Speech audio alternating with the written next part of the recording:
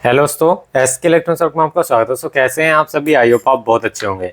दोस्तों मेरे पास एक एलईडी बल्ब रिपेयर होने के लिए आया है जो कि 45 वाट का बड़ा बल्ब है। और ये जब दोस्तों बड़ा बल्ब खराब हो जाता है तो इसकी कीमत मतलब बहुत ज़्यादा होती है एक छोटे बल्ब के मुकाबले। छोटा बल्ब तो ऐसा है 150 रुपये का आ जाता है, ये बल्ब दोस्तों 800 1000 1200 रुपये के भी आते हैं। अब ये 45 वाट का एलईडी बल्ब आया, इसके अंदर प्रॉब्लम है कि इसकी जो रोशनी है काफ़ी ज़्यादा लो आ रही है। तो जैसे देखिए हम ऑन करते हैं तो ये इसकी रोशनी आ रही है, लास्ट इसकी रोशनी ये है, ठीक है। और ये तेज भी हो जाता है, मंदा भी हो जाता है। तो ये रोशनी हमने बंद करके चालू किया, आपको दिखा दिया। इस प्रॉब्लम हो चाहे आपकी कोई भी प्रॉब्लम हो लो से रिलेटेड, आज आपको बिल्कुल प्रैक्टिकल ठीक करके दिखाएंगे। और ये है कि अगर ये चीज़ ना खराब हो तो दूसरी चीज़ भी खराब क्या हो सकती है वो चीज़ दिखाएंगे। चलिए स्टार्ट करते हैं। सबसे पहले सर्किट से लेके बल्ब की तरफ चलेंगे और पूरा आपको एक्सप्लेन करके बताएंगे कहाँ कहाँ से कैसे कैसे दिक्कत आ सकती है। सबसे पहले आपको ये कंफर्म करना है कि आपका जो सर्किट है इसके अंदर लगा हुआ है क्या ये बिल्कुल एकदम परफेक्ट तरीके से ठीक है, कि ये सर्किट काम कर रहा है, आपकी एलईडी काम ना कर रही। क्या एलईडी बिल्कुल ठीक है कि भाई सर्किट काम नहीं कर रहा है, या एलईडी खराब है, या एलईडी नहीं खराब या सर्किट खराब है। तो ये चीज़ कंफर्म करने के लिए हमें तीन चीज़ों का ध्यान रखना है इस प्रॉब्लम में। इस प्रॉब्लम में तीन चीज़ों का ध्यान रखना है, आपकी प्रॉब्लम सॉल्व हो जाएगी। सबसे पहला, आपको फिजिकल देखना है पीसीबी के अंदर कोई दिक्कत तो नहीं लग रही आपको। फिजिकल का मतलब जैसे आपको लग रहा है कुछ भी चीज़ कंपोनेंट जली फूकी हो, यहाँ पे जल फूक रही हो, ऊपर नहीं हो, मतलब कुछ भी चीज़ टूटी हुई हो, जैसे एलईडी बल्ब गिरने से प्रॉब्लम हो जाती है। सबसे पहले आपको ये देखना है। आप देख सकते हैं फिजिकली बिल्कुल ओके है पीसीबी फ्रंट साइड से। सोल्डरिंग माउंटिंग की साइड से देख लेते हैं। आप देख सकते हैं बिल्कुल पीसीबी एक नंबर है। ये देखो कोई भी कंपोनेंट नहीं हिल रहा। आपको कंपोनेंट हिला के देखने हैं, कोई माउंटिंग तो नहीं हिल रही है, या कोई जो ट्रांसफार्मर है इसकी कोयल तो नहीं हिल रही है। ये सारी चीज़ आपको फाइंड करनी है। उसके बाद इसमें दूसरा नंबर पे आपको आ जाते हैं दोस्तों, ये जो आपको छोटे कैपेसिटर देख रहे हो ना, ये यहाँ पे पहला कैपेसिटर है, फिर दूसरा कैपेसिटर है, यहाँ पे तीसरा कैपेसिटर छोटे वाला। ये इसकी ब्राइटनेस को बढ़ाने घटाने के लिए होते हैं।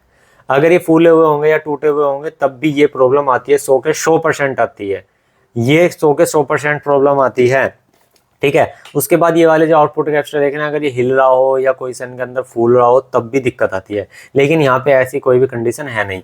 फिर दूसरी कंडीशन क्या है कि आपको बैक साइड पे आना है। इसका जो ब्रिज रेक्टिफायर लगा होता है पीसीबी के अंदर, ये जो ब्रिज रेक्टिफायर है, दो लाइन होती है इसके अंदर मेन लाइन की, दो लाइन होती है डीसी लाइन की। तो डीसी लाइन पे आपको वोल्टेज चेक करनी है कि आ रही है या नहीं आ रही है। तो चलिए मैं आपको डीसी लाइन पे पहले वोल्टेज ही दिखा देता हूँ। तो यहाँ पे आप देख सकते हैं ये ब्रिज रेक्टिफायर लगा हुआ है यहाँ पे BR। तो इसकी यहाँ पे पिने देख सकते हैं आप। ये देखो ये वाली पिन यहाँ पे मेन एसी पॉइंट पे जा रही है, ये दूसरी पिन मेन ओसी पॉइंट पे, और ये है हमारी डीसी की पॉइंट। दो तो हमें यहाँ वोल्टेज चेक करनी है। तो चाहूँ तो मैं इसे 1 मिनट में रिपेयर कर सकता हूँ, लेकिन जो बिगिनर है या पुराने बंदे भी हैं जिन पे ये काम सही तरीके से नहीं आ रहा है, समझ में नहीं आ रहा, उनके लिए वीडियो है। तो पहले एलईडी को करते हैं ऑन। ऑन करने के बाद हम यहाँ पे आउटपुट पे देखेंगे। तो यहाँ जो वोल्टेज है यहाँ पे डीसी की वोल्टेज हमारी आनी चाहिए। तो डीसी के 300 देखो 288 600 कुछ, मतलब देखो सही तरीके से अगर मैं लगा रहा हूँ तो 300 वोल्ट के आसपास यहाँ पे बिल्कुल आ रही है। थोड़ा लैकर लगा हुआ उसकी वजह से थोड़ा अप डाउन कर रहा है।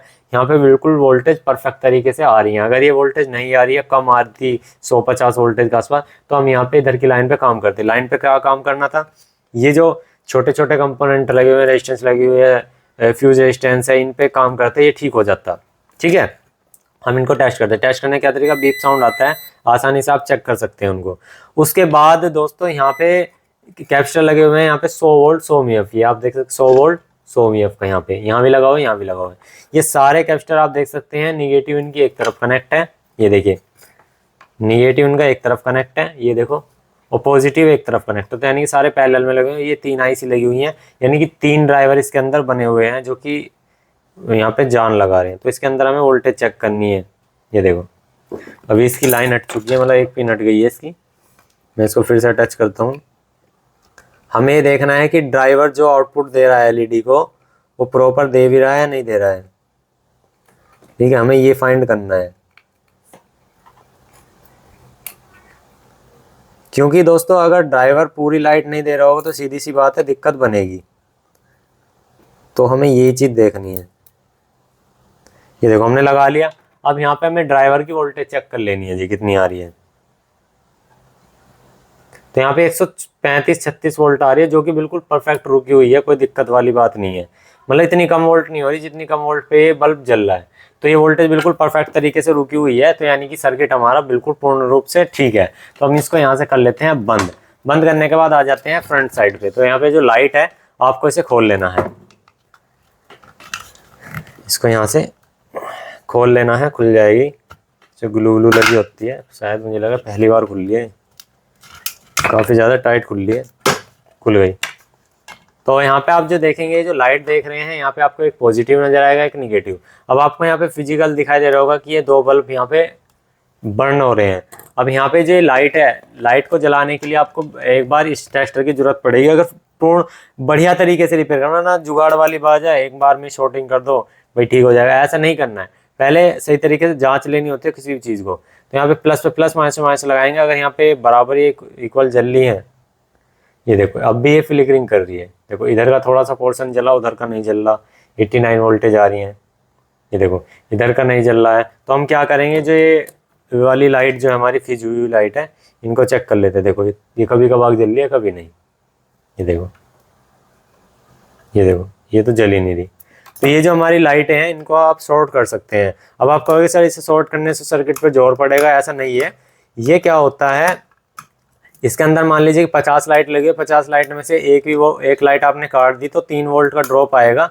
ऐसी दिक्कत वाली बात नहीं है, ठीक है। अगर ज़्यादा इससे ज़्यादा काटोगे तो दिक्कत हो जाएगी। अब मैंने ये लाइट इसलिए काटी, अभी इन बल्बों की लाइफ है। अगर इन बल्बों की लाइफ नहीं होती तो मैं लाइट नहीं काटता, इसमें पूरा ये पत्ता चेंज कर देता, MCPC भी बोलते हैं ऐसे, पूरे पत्ते को मैं चेंज कर देता और ये परमानेंट के लिए ठीक हो जाता। अब इस पर अभी फिलहाल जो है ये 3 से 4 महीने आसानी से बल्ब चल जाए, क्योंकि पीलापन इनके अंदर है बल्बों के अंदर। अगर पीलापन ना होकर थोड़ा कालापन रहता तो मैं दोस्तों ये बल्ब काट के डायरेक्ट ना करके दोस्तों इसमें क्या करता है, इसको MCPCB को ही चेंज करता। वोल्टेज तो हमारे वहाँ से प्रॉपर आ रहे हैं। LED बैकलाइट टेस्टर से भी ये बराबर जलना चाहिए था।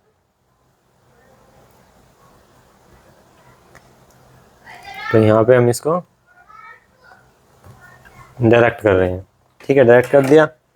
एक बार प्लस पे प्लस, माइनस पे माइनस लगा के देख लेते हैं कंडीशन क्या है।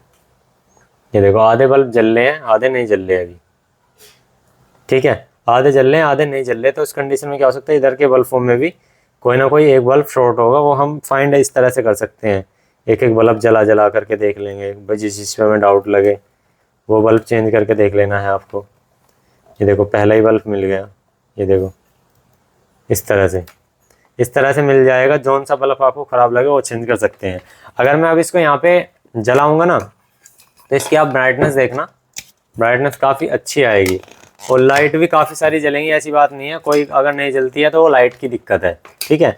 तो मैंने आपको दोस्तों बताया किस किस वजह से ऐसा फॉल्ट आता है, ठीक है। तो मैं इसको लाइन देता हूँ। यहाँ पे देखो काफ़ी अच्छी ब्राइटनेस आ रही है, कोई सिरदर्दी वाली बात नहीं है। क्वालिटी भी अच्छी मिल रही है इमेज में, ठीक है। अब यहाँ से ये पिन हट गई, देखो पिन को वापसी लगा देता हूँ। ये देखो इसे सही से लगाता हूँ, ये देखो, ठीक है। अगर मैं पिन लगा के रोक रहा हूँ, मतलब ब्राइटनेस एकदम लेटेस्ट आ रही है। तो दोस्तों अगर आपकी कोई भी LED बल्ब हो उसमें स्लो की प्रॉब्लम आ रही है, तो सबसे पहले आपको ये कंफर्म करना है जो उसके यहाँ पे बल्ब की तरफ जो तार जा रहे हैं वो इक्वल वोल्टेज होनी चाहिए।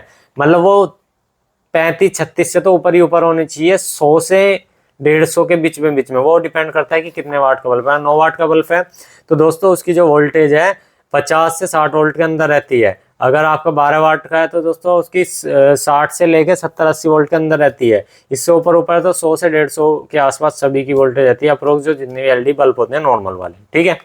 तो आई होप आपको दोस्तों वीडियो समझ में आ गई होगी और मैं वीडियो में क्या क्या समझाया वो आपको अच्छे से समझ में आ गया। वीडियो को लाइक करना और जो चैनल पे नए हो तो सब्सक्राइब जरूर करना। Thank you.